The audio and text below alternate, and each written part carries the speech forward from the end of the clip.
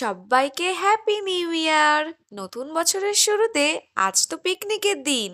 কে কে picnic করেছো বা করতে গেছো বাইরে, সবাই কিন্তু আমাদের কমেন্টে জানাবে। আমরাও আজকে একটা ছোটখাটো পিকনিক করে নিয়েছি বাড়িতে। এটা কিন্তু পিকনিক বলা চলেই না, এটাকে বলতে হয় চড়ুই ভাতি। এটা আমাদের প্ল্যান ছাড়াই কিন্তু আয়োজন হয়ে গেছিল। আমরা যেমন যথারীতি দিন শুরু করি ঠিক সেইভাবেই আমাদের দিন শুরু হয়ে গেছিল। আজ যে নিউ ইয়ার, এটা কিন্তু খুব স্পেশালভাবে আমাদের কিছু শুরু হয়নি। কিন্তু সকাল থেকেই বাচ্চারা একটা বলছিল যে একটা পিকনিক হলে ভালো হয়, কিন্তু আমরা ওদের কথায় ফার্স্টে কান দিইনি। তারপর বাড়ির আনাজ কাটতে কাটতেই ভাবলাম ওদেরও আবদারটা রাখা উচিত। আমরাও তো ছোটতে ঠিক এমনই করতাম, তো যেই ভাবা সেই কাজ।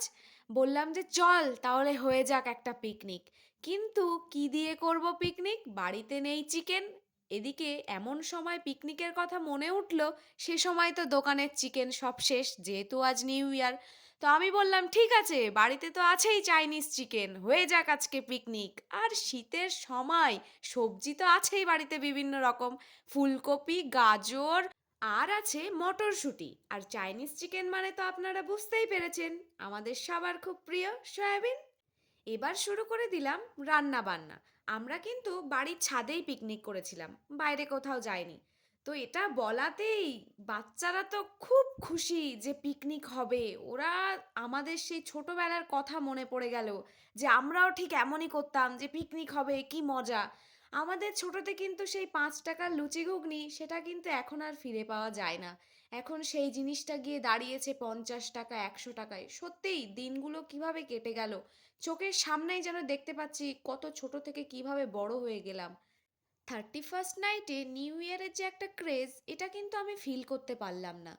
ছোটবেলায় যখন আমরা স্কুলে পড়তাম, স্কুলে যে বাড়ি থেকে টিফিনের টাকা দিত, সেই টাকাগুলো আমরা জমিয়ে রাখতাম যে নিউ ইয়ারে ফ্রেন্ডদেরকে কার্ড দিতে হবে। সেটা তো এখন আর নেই। এখন সব বাচ্চারা ফোন নিয়ে ব্যস্ত।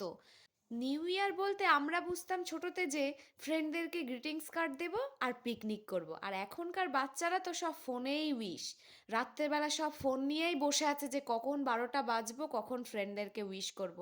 কিন্তু আমার মনে সেই ভাবনাটা কাল আসেইনি। আমার একবারও মনে হয়নি যে নিউ ইয়ার একটা ভীষণ ব্যাপার। আমার নর্মাল দিনের মতোই গেছে।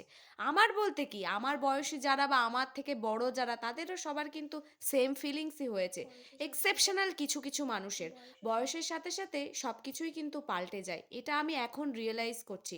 যখন ছোট ছিলাম তখন ভাবতাম নিউ ইয়ার মানে ভীষণ একটা কিছু ব্যাপার, পিকনিক করতেই হবে। এখন কিন্তু না করলেও সেই জিনিসটা আর কিছু মনেই হয় না। আমরা কিন্তু আজকে কাঠের উনুনেই রান্না করেছি, সেই আমাদের ছোট্টবেলার মতো আগান বাগান থেকে কাঠ কুড়িয়ে রান্না করতাম।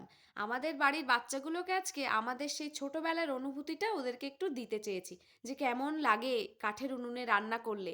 এখন তো বেশিরভাগ সবাই ওভেনেই রান্না করছে, কাঠের উনুন আর কিন্তু ব্যবহারই হয় না।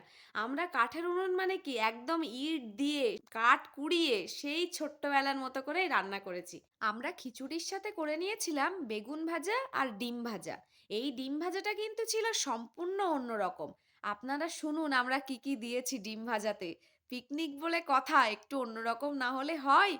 আমরা ডিম ভাজার মধ্যে পেঁয়াজ দিয়েছি, লঙ্কা তো অ্যাজ ইউজুয়াল দেয়, আর দিয়েছি টমেটো, আর একটু দিয়ে নিয়েছি বেগুন কুচি। আজ কিন্তু আমরা সেই ছোটবেলার মতো কলা পাতাতেই খেয়েছিলাম। খুব এনজয় করেছি আজকের দিনটা।